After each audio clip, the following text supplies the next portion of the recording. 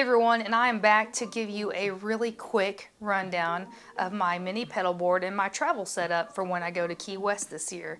As most of you may know, I do play with another band based out of Little Rock called Mayday by Midnight, and I went ahead and changed a couple of things because I used the HX Stomp on my live looping board for my solo project, and I went ahead and got another HX Stomp because, well, I'm more familiar with it.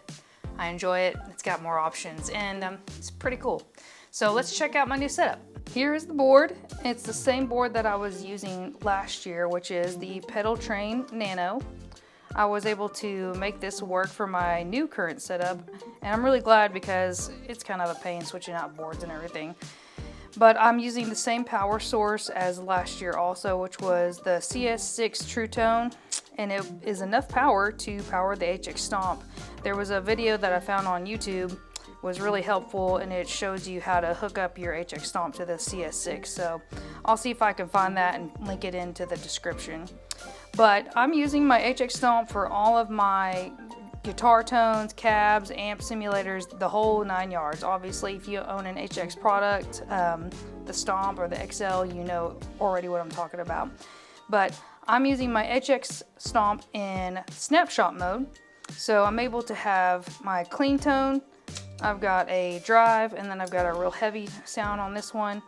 And I originally bought the Deputy to control an HX1 that I was using with my older setup. But I got rid of that, of course, and I'm still able to use this with the HX Stomp because I can switch between different like snapshot presets. So let's say we're on 1A.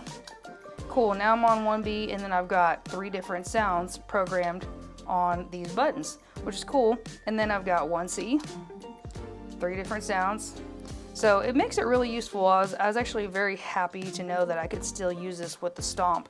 The only thing that I'm trying to figure out is that how to program this button right here to do tap tempo, because it does say, for some reason when I dove into the MIDI menu, that this CC button is already basically taken. So that's a problem for another day. But either way, I was able to program my rock stock pedal to control the HX Stomp and bring up a tuner if I hold it. So that is actually really useful. I'm super glad I was able to use this as well. And then of course I've got a radial Stagebug DI to run my board to the mixer. I also went ahead and got a new guitar, and honestly, I love any reason to get a new guitar, but this one was a good one. The band that takes me to Key West to play for them, they actually all have white guitars, and they dress up in matching Adidas tracksuits. So I was the only one in the band at the time that didn't have a white guitar, and I figured since I'm coming back with them for a second year, it was time to go ahead and buy one. Now, I've never owned an SG before, but I figured I'd give it a try because it was a good price range, and it looks kind of cool in the stark white. So this is what I got. I got a little Epiphone Gibson SG in the stark white. It's got, you know, the humbuckers and everything, but it's not too heavy either. So that was another big reason why I wanted to get this guitar. So this is what I'll be using when I play with the guys in Key West. Now, with every great guitar, you gotta have a comfortable and well-made guitar strap. So I got this one from a company called Couch Guitar Straps, and it's got the cool white lightning bolt on it.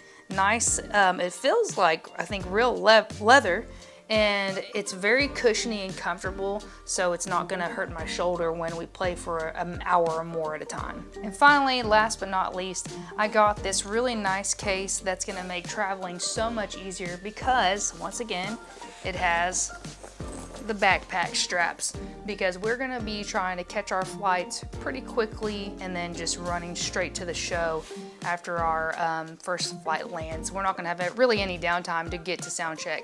So this is gonna be nice, but I'll tell you, the case is very well made. I like the details of the Gibson right there on the padded strap here, and you can see it's very thick. And then also the Gibson logo on the front. There's plenty of space in here to put your capos, extra strings, you know, a cloth to wipe your guitar down. which I really appreciate and enjoy. Also a handle right here. And then the inside of this was on, this is just really impressing me, the whole case is. But the inside is super cool because it's got a spot where your neck of your guitar goes, but it straps it in to where it stays in place, which is super cool. I don't know if I've ever had a soft case that's been this nice, so I'm pretty happy with it.